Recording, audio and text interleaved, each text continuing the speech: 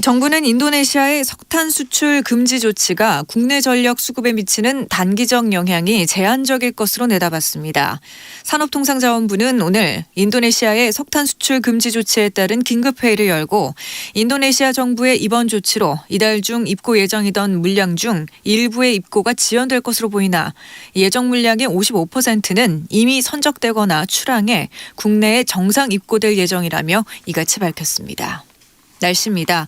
오늘은 중부 내륙 지역에 한파주의보가 발효 중인 가운데 전국 9군데 시도에는 건조특보가 내려져 있습니다. 특히 동해안이 있는 강원도와 경북, 부산, 울산 등 4개 시도에는 건조경보가 발효 중입니다. 아나운서 이현주였습니다. KBS 1라디오 4시 경제뉴스를 마칩니다. KBS.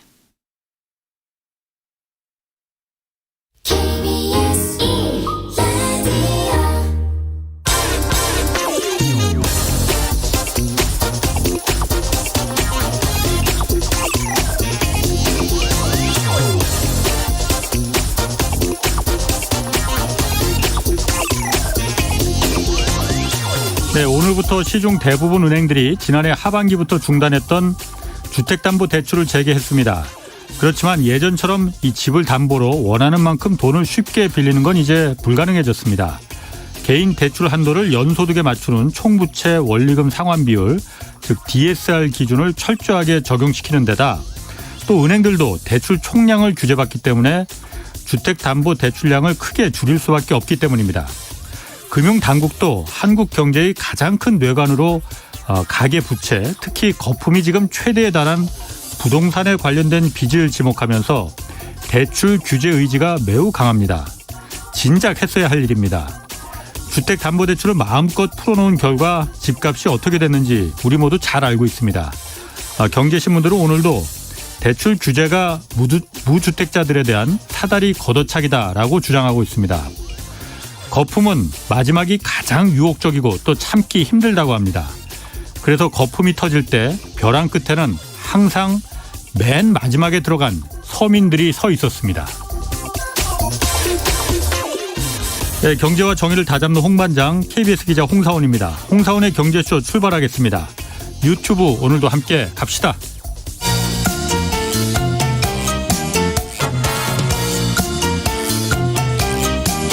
경제는 어렵고 주식은 더더욱 어려우시죠? 괜찮습니다. 우리에겐 염블리 염승환 이사님이 계시니까요. 친절하고 정확한 주가 분석. 이 시간 꼭 함께해 주세요. 네, 염블리의 영양만점 주식 분석 시간입니다. 염승환 이베스트 투자증권 이사 나오셨습니다. 안녕하세요. 네, 안녕하세요. 새해 복 많이 받으시고요. 네, 먼저. 새해 복 많이 받으시죠. 자, 원래는 매주 이제 염 이사님 화요일에 만났는데 네. 이제 올해부터는 이제 격주 월요일에 이제 이종우 센터장과 이제 교대로 이제 좀 만나게 됐습니다. 앞으로 좀 잘 부탁드리고요. 네, 알겠습니다. 자, 주식과 관련해서 염이사께 염블리 염이사께 궁금한 게 있는 분들 짧은 문자 50원, 긴 문자 100원이 드는 샵 9730으로 문자 보내주시기 바랍니다. 자, 염이사님 먼저 이제 새해가 밝았으니 올해 관심 가져야 할 이벤트들 몇 가지 있지 않습니까? 네. 굵직굵직한 그 좀 몇 가지 좀 짚어주시죠. 이게 이제 사실 그 뉴스로도 나왔고 네. 이걸 사실 이제 신영증권의 그 김학균 센터장님이 사실 네. 이 자료를 쓰신 게 있어요. 작년 말에. 네. 저도 한번 읽어봤는데 굉장히 좀 의미가 있을 것 같아서 예. 몇 가지만 소개해드리면 예. 일단 첫 번째가 지금 이제 금통위가 1월에 열리는데 우리 한국 같은 경우 1월 14일이잖아요. 네. 그래서 이게 여기 이제 김학균 센터장님이 마지막 금리 인상이 될 수도 있다.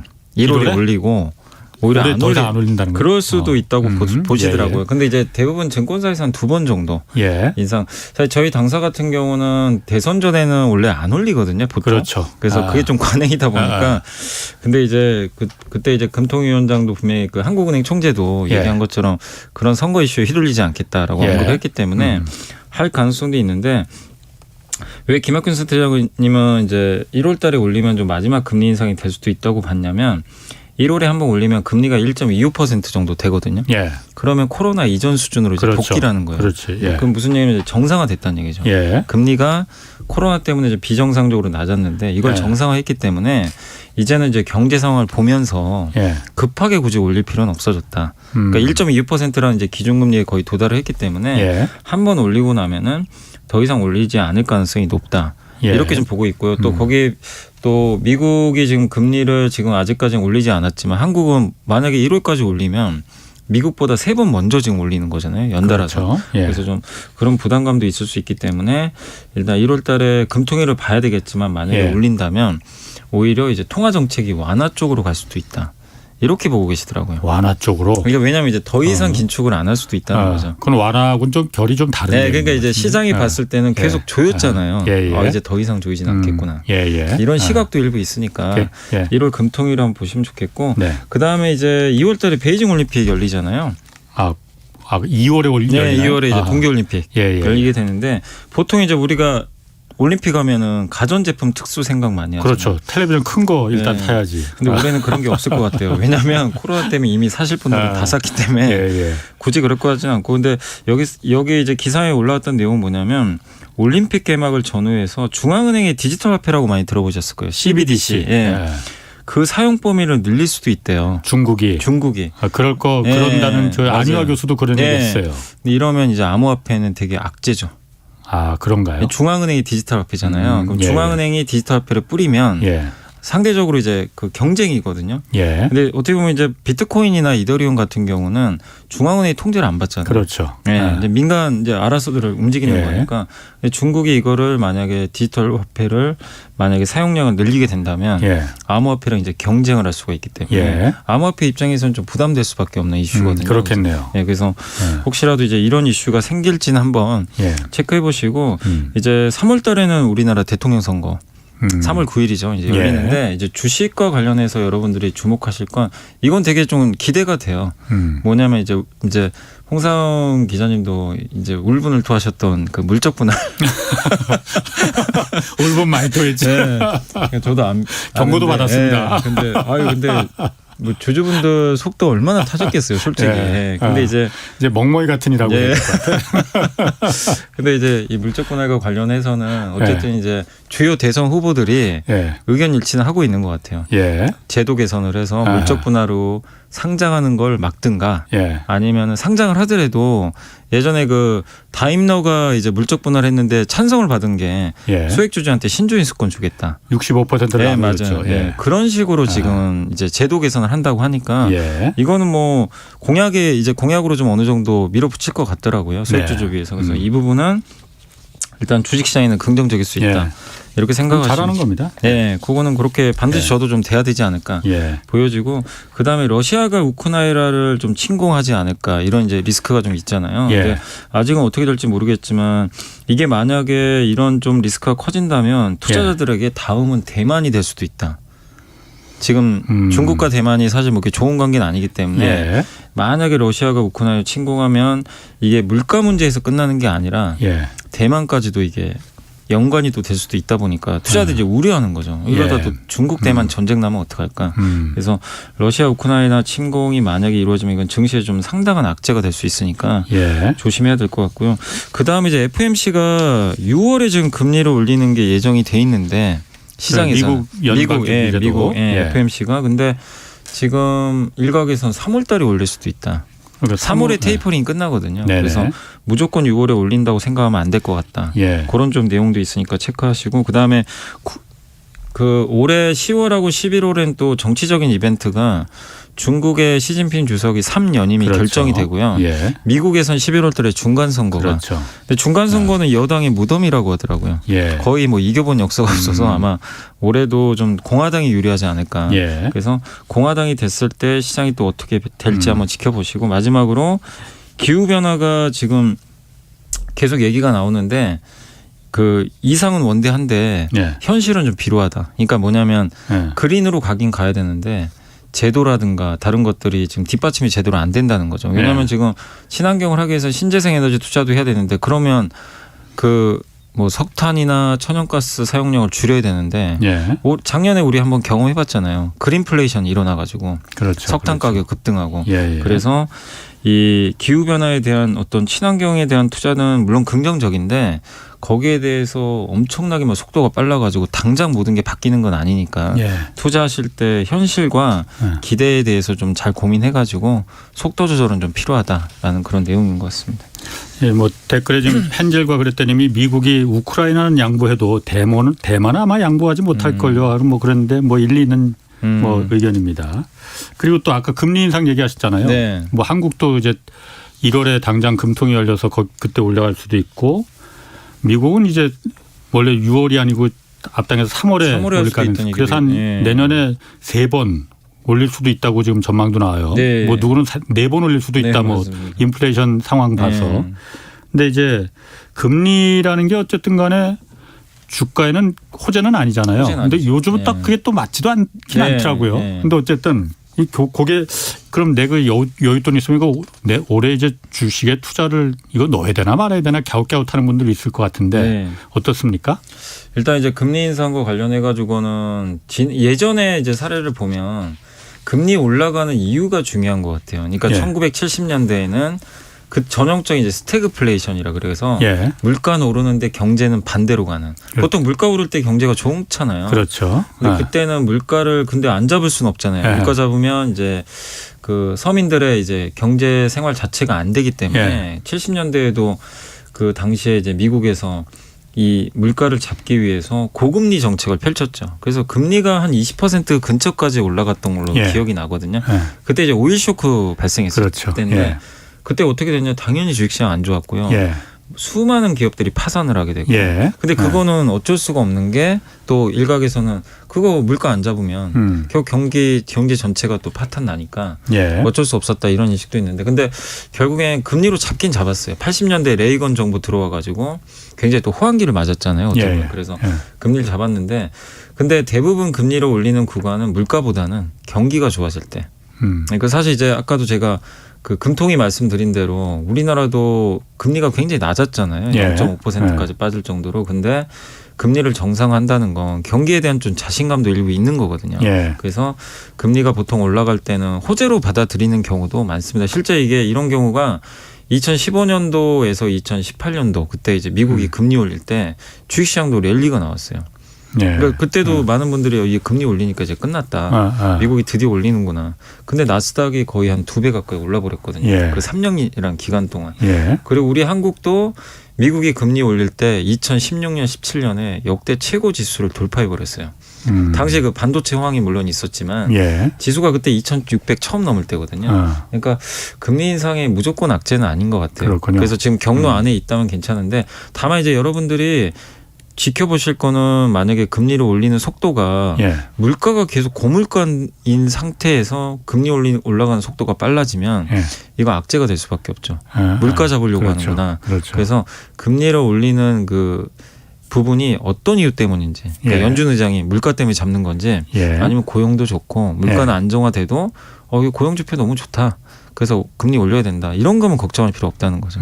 그래서 금리냐 경기냐 이거를 보시고 판단을 해야 될 것 같아요. 알겠습니다. 그 지금 질문이 많이 들어옵니다. 네. 한규봉님이 수소 테마주에 소액을 투자했다고 해요. 그런데 얼마 전에 그러니까 우리 그 현대자동차도 네, 수소 맞습니다. 자동차 뭐 개발 이거 포기한다는 건 아니죠? 포기는 아니고요. 포기한다는 건 아닌데 네. 수소주 전망 좀 알고 싶다고. 그러니까 수소는 어차피 안 갈 수는 없어요. 왜냐하면 예. 수소라는 게 지금 친환경 에너지 원이잖아요. 예. 그러니까 석탄, 석유를 대체하는 거잖아요. 예. 저장을 할 수가 있어요. 수소는. 예. 근데 탄소 배출이 아. 없으니까. 근데 그 수소를 만들기 위해서는 돈이 너무 많이 들거든요. 그걸 물을 전기 분해하려면 그 그렇죠. 전기를 어디서 예. 끌어올 거예요.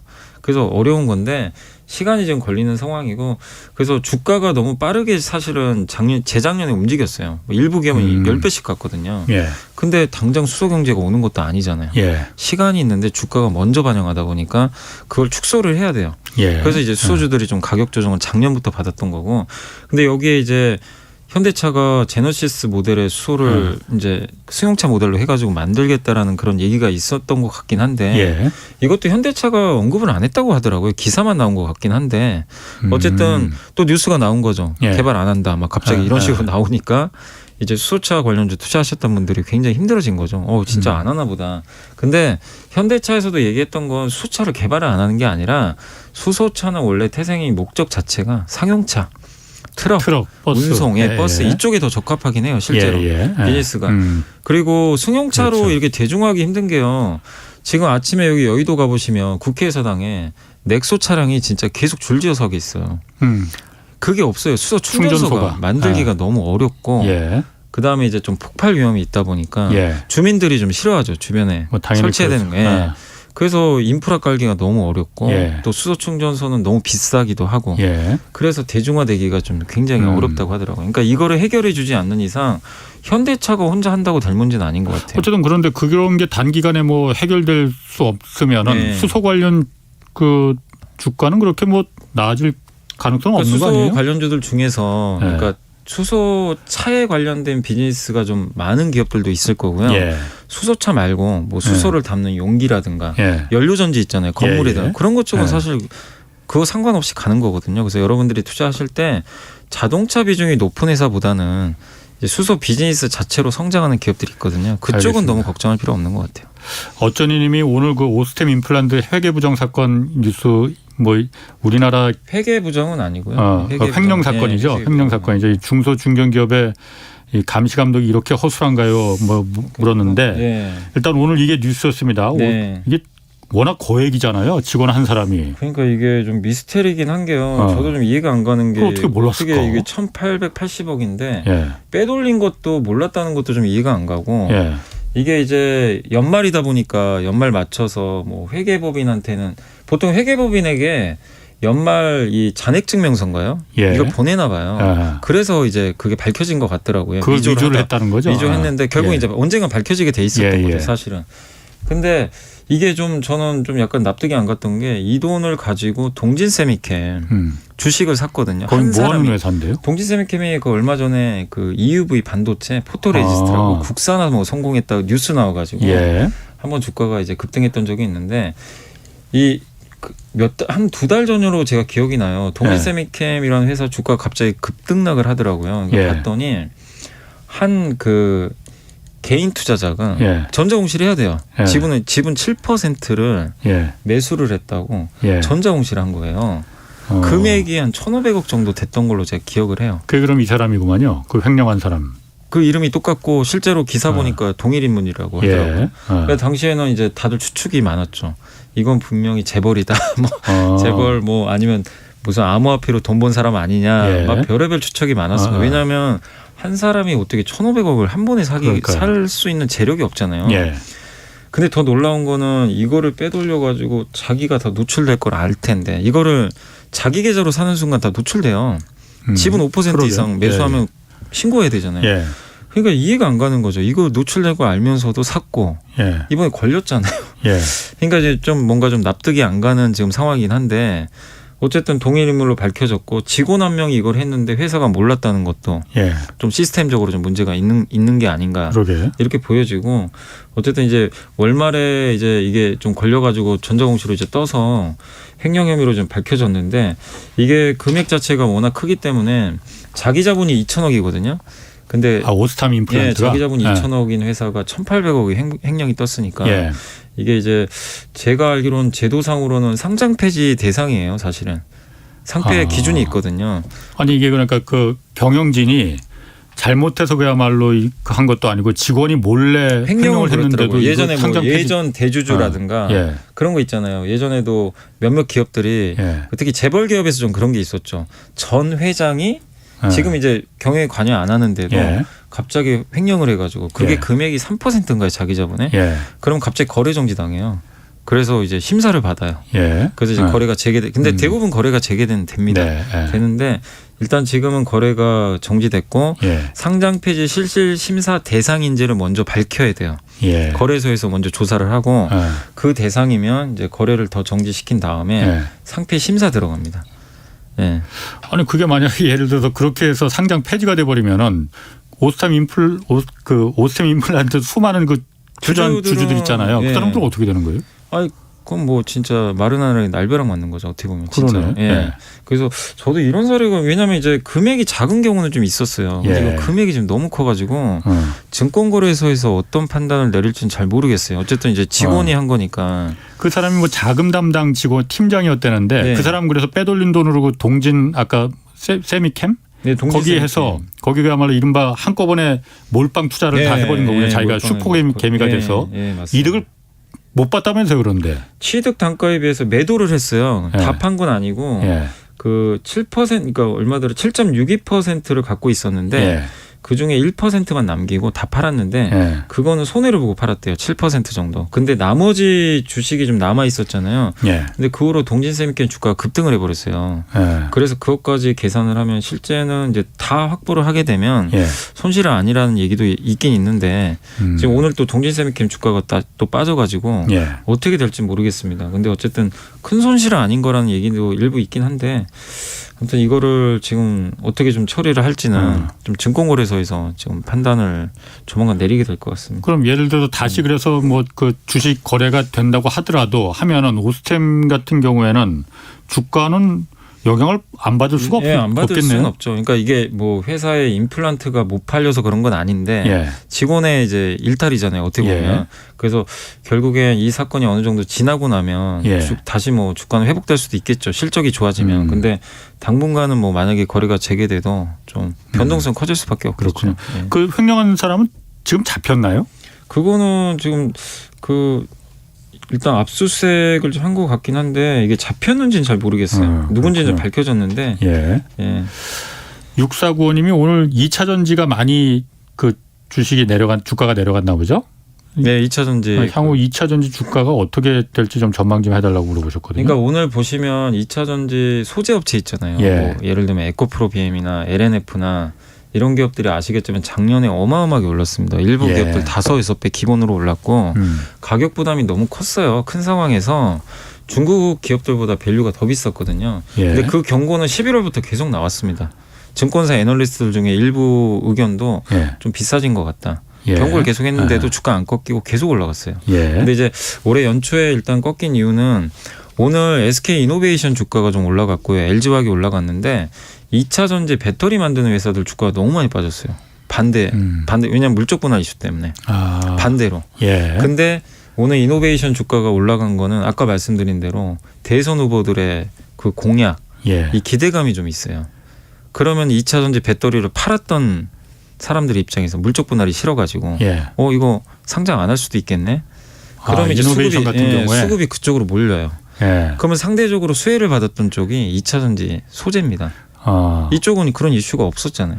SK 이노베이션 같은 경우는 지금 예정된 상장일이 한 어느 정도 언제 한 정도예요? 3년 정도 후에 상장할 거란 얘기가 있어요. 정확하게 내용은 없는데 예. 이노베이션은 당장 상장할 계획은 없는 것 같더라고요. 근데 시장에서는 24년 정도 예. 이렇게 예상을 하고 있어요. 아직은 좀 먼데 그래도 스케줄상으로 상장을 하게끔 돼 있는 걸로 같더라고요. 네. 근데 이제 만약에 제도가 바뀌어버리면 예. 상장을 못 할 수도 있고 예. 예. 상장을 해도 소액주주가 지분을 가져갈 수도 있잖아요. 예. 그러면 이제 나쁜 시나리오가 아니다 보니까 예. 주가가 올라가요. 그렇게 되면 소재 업체들이 그러네. 반사익을 받았는데 예. 소재는 좀 비싸진 것 같고 예. 이노베이션이나 이런 기업들은 엄청 빠져 있거든요. 예. 반대 상황이 일단 나온 것 같아요. 그게 첫 번째고 두 번째가 뭐냐면 1월 27일 날 LG에너지 솔루션이 상장하잖아요. 예. 그럼 거기에 2차 전지 ETF 좀 그때도 한번 말씀드렸지만 패시브 ETF가 한 펀드죠. 3개 있잖아요. 예. 거기에 에코프로비엠이나 LNF 같은 기업들이 시총이 엄청 커져 있어요. 예. 비중이 많잖아요. 근데 예. 에너지 솔루션이 확 들어가는 순간 나머지는 비중이 빼야겠네. 약간 예. 빠질 수가 있어요. 예. 그러니까 이제 그 자금을 미리 빼버리는 거죠. 미리 예. 하는 경우가 좀 많더라고요. 그렇군요. 그래서 이제 그런 수급 이슈. 그러니까 이거는 뭐 회사에 문제가 생겨서 하기보다는 예. 그런 좀 수급적인 부분들. 근데 작년에 뭐 누가 봐도 좀 많이 오른 건 사실이거든요. 주가 예. 굉장히 많이 올랐어요. 그러니까 예. 그런 가격 부담과 수급 이슈가 좀 겹쳐서 예. 빠진 거 아닌가. 그래서 1월 말까지는 변동성이 있겠지만 주주분들이 단기적으로 대응할 때는 줄이셔야 돼요, 비중을. 그건 어쩔 수 없잖아요. 수급 때문에 좀 흔들리니까. 근데 장기 투자하시는 분들이라면 이게 회사에 문제가 생긴 건 아니잖아요. 구조적으로. 예. 네, 뭐 양극재가 안 나가거나 그런 건 아니니까 예. 장기 투자하시는 분들 입장에서는 좀 노이즈 정도로 생각하시고 가져가는 건 좋은데 단기 변동성은 좀 당분간은 노출될 수밖에 없는 것 같습니다. 1695님이 대선 이후에 건설주 어찌 될지 좀 전망 좀 부탁했거든요. 어쨌든 좀 유력 후보들이 다 공급을 확대하겠다라는 면에서는 다 일치하는데 그럼 건설주도 좋지 않을까? 라고 저는 맞아요. 그런 게 있었죠. 이제 공급이 당연히 뭐 250만 원 거예요. 예. 뭐 제가 알기로는 두 분 다 그렇게 얘기를 하신 것 같은데 예. 근데 약간 방향이 달라요. 한 분은 이제 공공 예. 임대 그렇죠. 위주고 예. 한 분은 민간 위주잖아요. 예. 그러면 일단 이제 공공 임대 위주로 만약에 그 분이 당선이 되시면 예. 대형 건설사는 조금 안 좋을 수도 있어요. 예. 왜냐하면 이제 LH공사나 이쪽 위주로 할 텐데 예. 그쪽은 중소형 쪽에 많이 줘요. 브랜드를. 예전에도 보니까 대형보다는 좀 중소형 건설사에 기회를 많이 줄 가능성이 굉장히 높습니다. 예. 그러면 중소형 건설사가 사실 오늘 좀 강했거든요. 예. 예, 그러니까 그런 영향 때문인 것 같긴 한데 아무튼 그렇게 될 수밖에 없고 근데 만약에 민간 쪽으로 만약에 방향이 잡히면 예. 민간에 맡기면 이 재건축 조합원들 대부분이 다 브랜드 가치를 되게 우선시해요. 예. 그럼 당연히 대형사가 훨씬 더 수혜를 많이 받겠죠. 예. 이제 먼저 선택을 받을 가능성이 예. 높거든요. 민간. 예. 그래서 어디가 될지 모르지만 그 정책 방향에 따라서 중소형사가 받을 수도 있고 대형사가 받을 수도 있기 때문에 예. 그 점은 근데 누구도 지금 예측을 못하니까 네네. 다만 한 가지 명백한 거는 건자재는 다 좋겠죠. 건자재. 아니 뭐 어디가 많든 간에 그렇죠. 시멘트 들어가야 되고 예, 예. 창호지 들어가야 되고 예. 유리. 예. 예, 그러니까 건자재는 예. 뭐 일단 주택 공급만 늘어나면 그 자체로서는 다 호재라고 보셔도 좋겠습니다. 그렇군요. 그 새해도 기업 공개 그러니까 IPO라고 하죠. IPO 네. 시장 이제 열기 뜨거울 거라고 해요. 네. 어떤 기업들이 지금 신규 상장 앞두고 있나요? 일단 이제 아까 말씀드린 대로 LG에너지솔루션 제일 크고 예, 이게 그 국내 주식시장 역사상 최대어가 될 것 같다고 합니다. 예전에 삼성생명이 2010년도에 예. 4조 8천억에 한번 공모에 모집한 적이 있었거든요. 예. 근데 LG에너지솔루션이 이번에 모집하는 게 최대 12조. 12조니까 3배 정도 예. 많은 금액을 일단 모집을 하게 돼서 그리고 아마 시가총액도 만약에 상장하면 공모가 기준으로는 70조 정도 되는데 아마 지금 주가가 급등할 가능성이 좀 높다는 분석이 있어서 100조 원까지 얘기하더라고요. 시가총액. 시총 100조면 하이닉스를 그러게요. 이기거든요. 아, 예, 2등이 돼요. 삼성전자에서 예, 2등이 바로 되거든요. 2등이 될 수도 예. 있기 때문에 엄청난 이제 대여가 상장을 앞두고 있고 예. 그리고 현대 엔지니어링도 이제 그 다음 달이죠. 2월 달에 아마 상장을 할 것 같은데 이번 예. 달에 이제 기간 수요 예측이 있고 현대 엔지니어링은 이제 정의성 회상 관련해 가지고 이제 지배 구조 이슈와 관련된 기업이에요. 예. 그래서 현대 건설이 있고 엔지니어링이 따로 있는데 예. 현대 건설이 자회사죠. 근데 예. 정의성 회장이 지분을 좀 갖고 있더라고요. 상장해서 만약에 현금화를 하면 그 돈 가지고 어떻게 보면 현대 모비스라든가 이런 지주회사 또 뭐 나중에 전환이 지분을 되면 취득해서. 지분을 또 할 수 있기 예. 때문에 지배구조 전환 신호탄이 될 수도 있다. 근데 예. 일단 몸값이 10조 원대 가까이 지금 예상을 하고 있어서 예. 상당히 좀 대역급인 것 같고 현대 오일뱅크도 아마 상반기 중에 좀 상장을 목표로 상장 예비 심사를 청구를 했다고 하고요. 그 다음에 이제 많은 분들이 관심 갖고 계신 게 이제 온라인 그 상거래 업체들 대표적인 게 쓱닷컴. 이마트가 있는 예, 그 회사도 이제 상장을 앞두고 있는 것 같고요.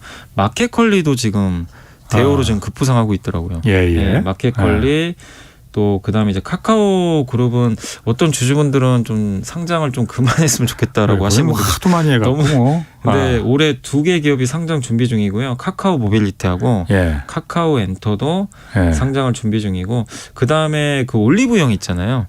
CJ 예, 거죠. 예. 거기도 예. 이제 올해 좀 상장을 예. 일부 좀 준비를 하고 있어서 예. 올해도 되게 많은 좀 기업들이 상장을 좀 준비하고 있다라고 보시면 되겠습니다. 안 그래도 카카오 얘기 나오니까 지금 2298님이 카카오를 가장 고점에 매수했대요. 아이고.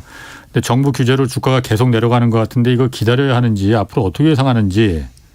저는 사실은 이제 상장을 안 한다면 예. 분명히 올라갈 여진이 있다고 생각하는데 자꾸 이제 너무 상장을 많이 하니까 예.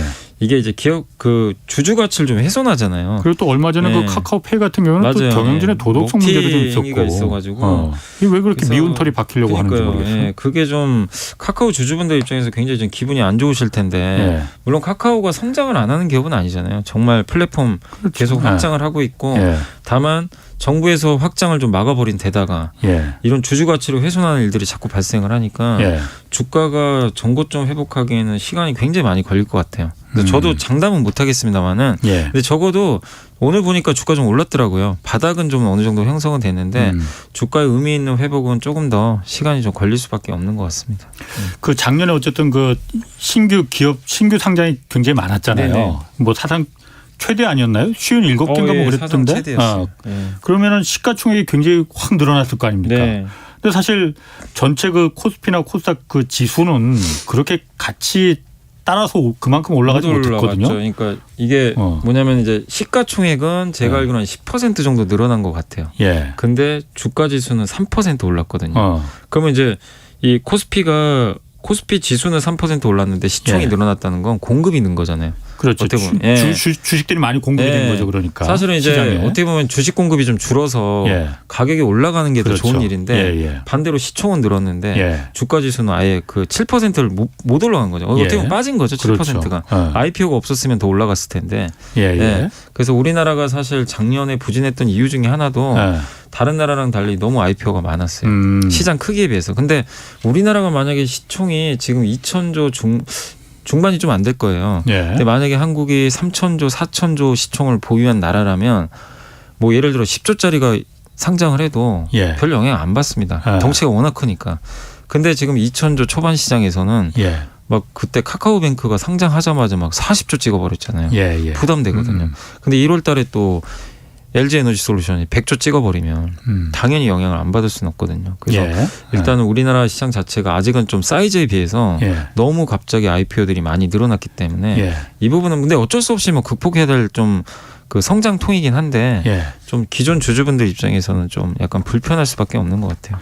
제가 보기엔 그렇습니다. 이게 물론 신규 어떤 혁신적인 산업이 기업들이 들어와서 거기서 주식시장을 통해서 모험 자본, 산업 자본이 모으고 그러는 거는 매우 박수 쳐줄 네. 일이에요. 네. 그러면 정말 시가총액도 올라가고 맞습니다. 주주들도 네. 거기서 이득을 취할 수 있고 그런데 작년에 이제 그 신규 상장된 상당수의 기업들이 기존 모기업을 쪼개서 이렇게 LG 화학처럼 한 거잖아요. 그럼 그날에서. 이쪽은 그야말로 많이 올라가지만은 네. 모기업은 주가가 떨어질 수밖에 네. 없는 거 아니에요. 네. 그러니까 한쪽은 줄어들고 한쪽은 올라가니까는 네. 결국은 뭐 별 의미가 없는 그 신규 상장이 돼 버리는 거잖아요. 그러니까 이쪽에 올라가는 사실은 이제 기업 분할의 사실 장점도 일부 있어요. 뭐냐면 사업부를 쪼개버려서 회사로 만들면 예. 이 회사 가치가 재평가 받거든요. 예. 그러니까 LG에너지솔루션도 같이 있을 때랑 예. 따로 떨어져 나가면 이제 100조 원 얘기 나오잖아요. 예. 근데 문제는 뭐냐면 이거를 기존 주주가 받아가야 되는데 못 받아가잖아요. 100조짜리를 내가 못 가져가잖아요. 그렇죠.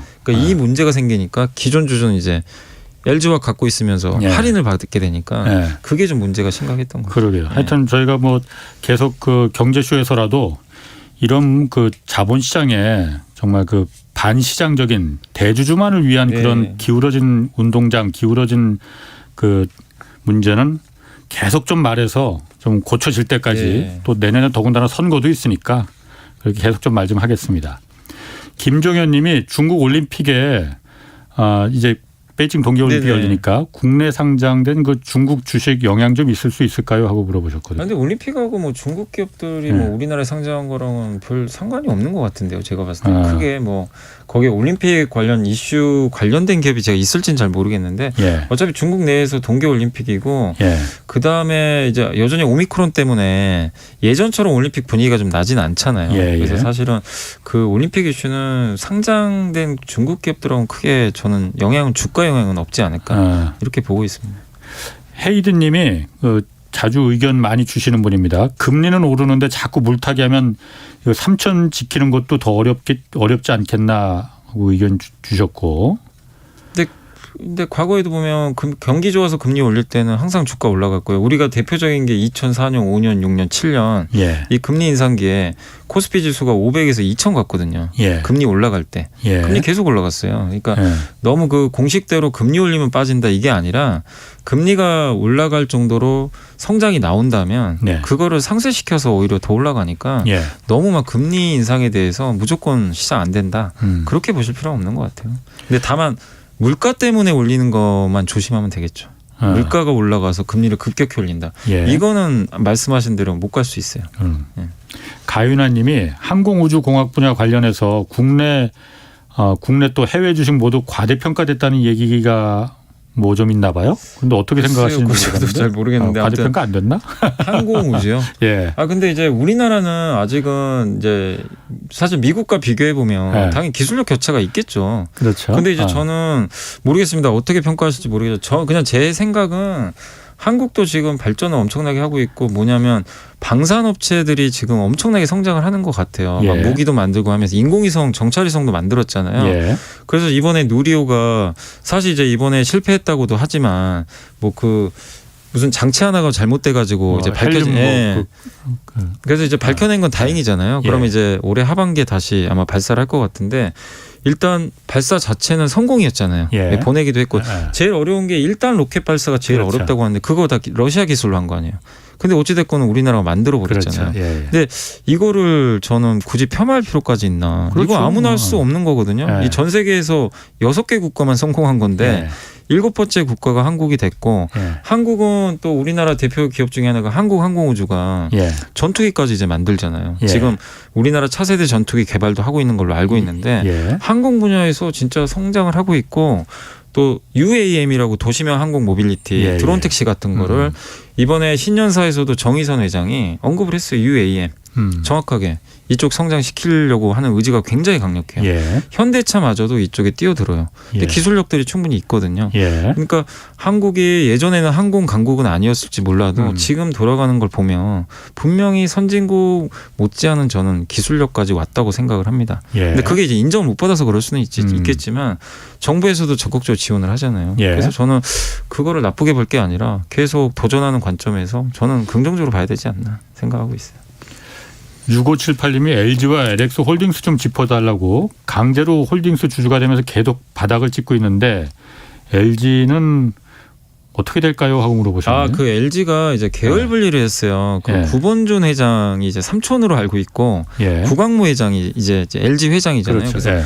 LG하고 LX 홀딩스죠. 이제 예. 나눠진 거잖아요. 그래서 구본준 회장은 떨어져 나갔고 그래서 얼마 전에 이제 LX 홀딩스 최대 주주인 그 구본준 회장이 LG 지분을 공정거래법상 2% 이상인가요? 갖고 있으면 안 되거든요. 예. 근데 그만큼 팔아버렸어요. 아. 2% 남기고 일부 지분을 기부한 것 같더라고요. 예. 근데 이제 시장에 이제 블록들인가요? 그걸로 팔았던 것 같긴 한데 예. 그래서 LG 주가 한번 빠졌어요. 예. 근데 이제 이슈 다 끝났잖아요. 지분 매각. 예. 그 계열 분리 해야 되니까 예. 어쩔 수 없어요. 이 부분은. 그리고 구광모 회장은 이제 지분 다 넘긴 것 같고 수합을 한 것 같고 그래서 LG와 LX 홀딩스 간에 이제 계열 분리는 어느 정도 끝났기 때문에 더 이상 이제 수급 이슈도 없고 예. 그 두 기업 다 굉장히 저평가돼 있고 특히 LG가 굉장히 저평가돼 있는 것 같더라고요. 그 구본준 회장이 매각 때문에 한번 주가가 한 8% 빠져버렸어요. 예. 지분 매각 때문에. 예. 근데 그거 끝났잖아요. 예. 그래서 지금 오히려 저평가돼 있기 때문에 특히 LG 같은 경우는 뭐 지금은 긍정적으로 봐도 전 된다고 생각합니다. 수요일에 미국 라스베가스에서 그 CES 쇼가 열리죠. 그러니까 네, 세계 최대 CES라는 게 세계 최대 그 가전 박람회. 전자 IT 네, 맞습니다. 박람회잖아요. 네. 여기서 올해 좀 주목해야 할 그 거는 이거다라는 게 있으면 뭐가 있을까요? 일단 이제 그 세계 가전박람회 이게 1967년부터 시작을 한 건데 옛날에 이제 그렇게 여러분들 오래됐어요? 되게 오래됐더라고요. 라스베가스에서 지금 네. 열리고 있고 뉴스에도 항상 1년에 한 번씩은 나와요. 이거. 예. 작년이 좀 김이 샜죠. 그 바이러스 코로나 때문에. 예. 근데 올해는 이제 대면으로도 한다고 하니까 아하. 그래서 예. TV, 오디오 이런 것들이 그때 처음 이제 전시가 됐었고요. 예. 사실 저도 2018년에 한번 갔다 왔거든요. 그때 제 기억에는 뭐가 제일 남았냐면 가전 박람회인데요. 예. 놀랬던 게 자동차가 다 도배를 했어요. 아. 무슨 자동차가 있었냐면 예. 그 도미노 피자로 제가 기억해요. 포드 자동차인데 예. 도미노 피자가 랑 협업을 해가지고 예. 피자를 이제 자율주행으로 배송하는 거예요. 아. 그때 이제 완벽하진 않았다 하더라도. 예. 근데 실제로 이제 요즘에 그 얘기가 나오잖아요. 예. 그러니까 지금 이번에 전시되는 게 지금이 아니라 몇 년 후에 상용화될 수 있는 것들을 예. 미리 전시한다. 아. 이렇게 보시면 좋겠는데, 근데 아무튼 요즘에는 가전 박람회라기보다는 예.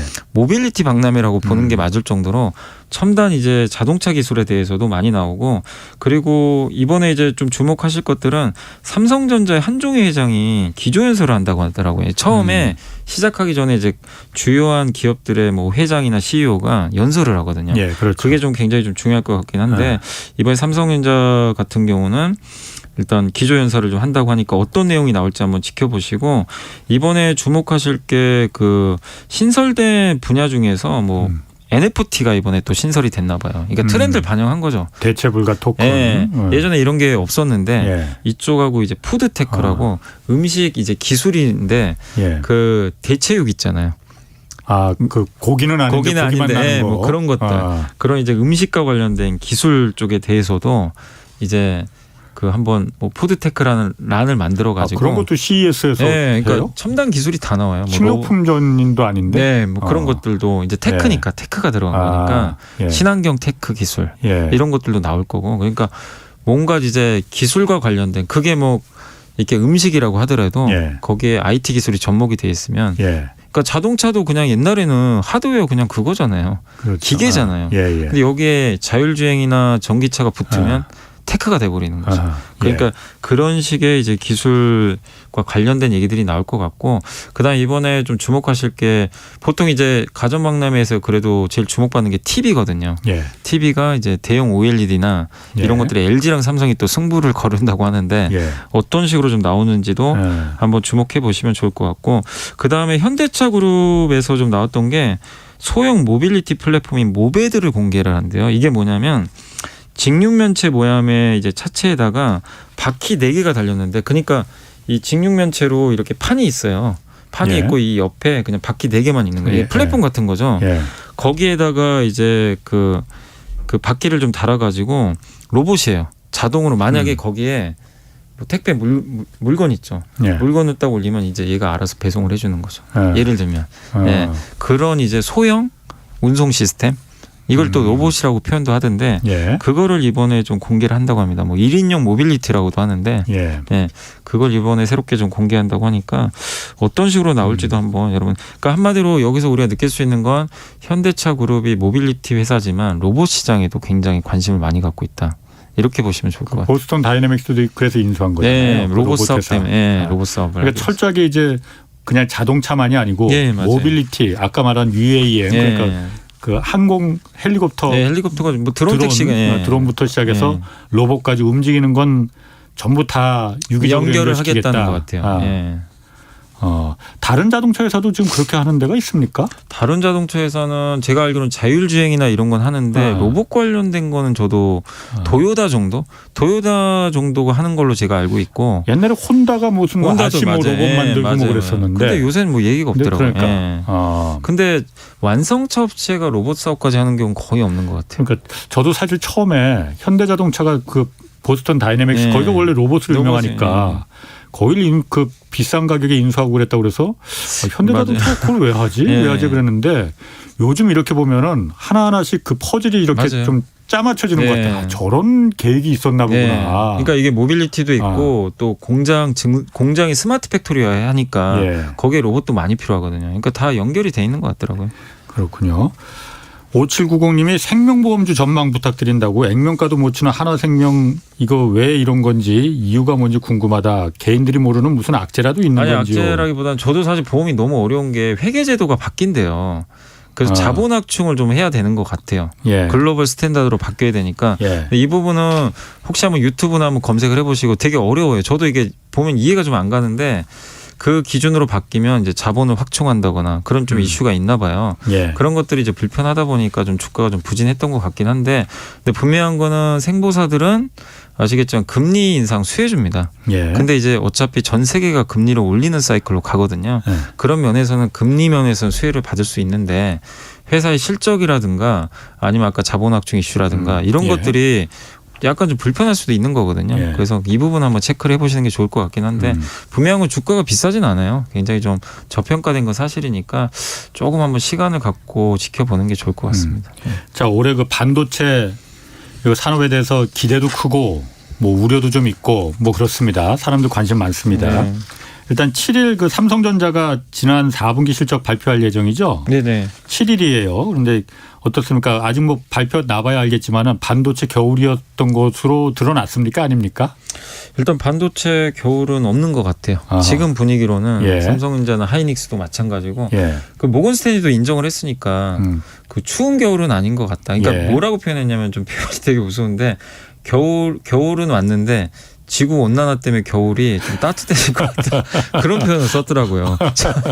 그래서 갖다 붙였네. 네. 아 근데 솔직히 우리 한국의 주주분들 입장에서 아주 슬퍼지죠. 그것 때문에 주가 폭락을 했는데. 그러게. 근데 어쨌든 이제 모건 스탠리도 잘못을 뭐 시인할 정도로 예. 반도체 업황이 생각보다 그게 나쁘지가 않게 지금 흘러가고 있어요. 실제 예. 분위기 자체가. 예. 그래서 실제 이제 반도체에 대한 기대감은 높아지고, 아마 반도체 가격은 내년 1분기까지 떨어지는 건 다 알고 있어요. 그래서 예. 내년 2분기부터 올라가게 되고, 실적 전망치도 최근에 좀 올라가고 있어서 긍정적이지 않을까. 근데 삼성전자를 이렇게 보시는 분들은, 저는 이제 지금 8만 원까지 왔잖아요, 거의. 예.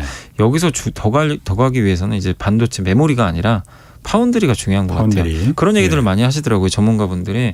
왜냐하면 여기서 이제 더 가기 위해서는 밸류에이션인 PER이 올라가야 되는데 메모리는 한계가 있으니까 TSMC를 추격하는 뭔가 무기가 있어야 되는데 올해 상반기에 3나노 공정 양산을 한다고 하니까 그게 좀 중요할 것 같긴 해요. 분위기는 너무 좋은 게 많은 빅테크 회사들이 이제 자기네가 직접 반도체를 설계를 해요. 옛날에 인텔한테 다 만들어 달라 그랬잖아요. 인텔에 의존을 하니까 삼성이 낄 자리가 없는데 지금은 마이크로소프트, 애플도 자기 혼자 만들잖아요. 물론 TSMC에 넘겨주지만. 근데 TSMC 혼자 못 만들잖아요. 그러면 이 회사들이 삼성에도 맡길 거란 말이에요. 그러니까 환경은 굉장히 좀 좋아지고 있어요. 그래서 이재용 부회장도 지금 이번에 가서 도장 찍고 온 것처럼 미국 고객사를 확보할 가능성이 높거든요. 이 좋은 기회에서 이제 밥상을 차려줬으면 먹어야 될 거 아니에요. 먹으려면 삼성전자가 스스로가 3나노나 4나노에서 완벽한 기술력을 발휘해줘야 되거든요. 근데 3나노 공정은 지금 아무도 한 기업이 없어요. 전 세계에. TSMC는 올해 가을 정도로 예상하고요. 삼성이 올해 상반기. 이게 만약에 성공을 하면 TSMC보다 앞서 나가는 거잖아요. 밥을 먼저 먹는 거죠. 어떻게 보면. 그러면은 또 평가가 달라질 수 있거든요. 그래서 저는 잘 되기를 바라고는 있는데 이게 만약에 제대로 된다면 삼성전자의 기업 가치가 달라지기 시작을 하거든요. 파운드리에서 성공이 되면요. PER이 올라가기 시작해요. 그렇겠죠. TSMC가 25배고요. 삼성전자가 13배. 격차가 거기서 나오는 거거든요. 이거 좁히겠죠. 그럼 10만 전자가 불가능한 게 아니거든요. 그래서 삼성전자를 투자하시는 분들은 메모리보다는 파운드를 보시고 내가 메모리가 좋아 보이면 하이닉스가 낫죠, 당연히. 하이닉스 메모리만 하니까. 그러니까 이거를 확실히 좀 잘 구분을 하시는 게 좋을 것 같아요. 난 메모리만 좋다. 그럼 하이닉스를 선택하시고 아니다, 난 파운드리 한번 기대를 해보겠다. 삼성전자. 어차피 메모리 좋으니까. 그러면 삼성전자 선택을 명확하게 여러분들이 좀 이렇게 가름말 타셔가지고 하시는 게 저는 맞다고 봅니다.